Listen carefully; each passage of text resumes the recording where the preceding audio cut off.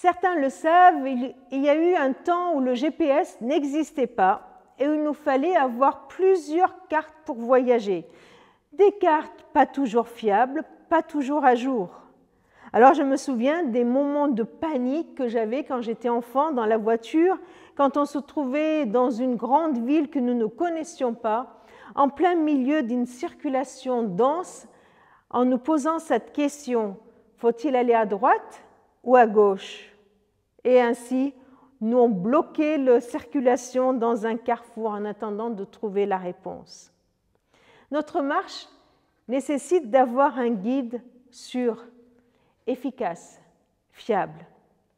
Le psaume 32 au verset 8, le Seigneur dit « Je t'enseignerai, je t'indiquerai le chemin à suivre, je te donnerai un conseil et je garderai les yeux fixés sur toi. » Le Seigneur se propose d'être pour toi, pour ta vie, un guide, un enseignant.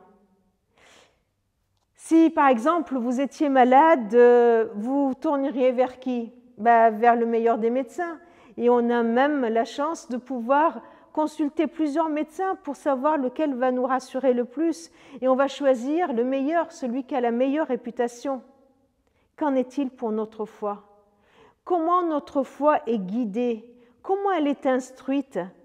Eh bien, nous avons à aller chercher le meilleur des enseignants, aller à la source de l'enseignement, la source la plus sûre qui peut guider notre foi. Et cette source n'est autre que Jésus. Il n'y a que Jésus qui est un guide fidèle, un guide fiable.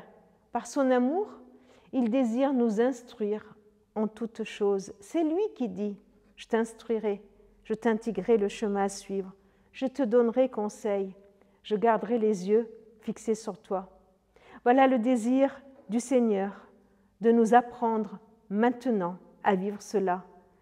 Et si le repos, c'est savoir aussi s'arrêter, cesser de s'agiter, de se débattre, cesser de sans cesse aller et venir, c'est accepter de lâcher prise, un peu comme Marie au pied de Jésus.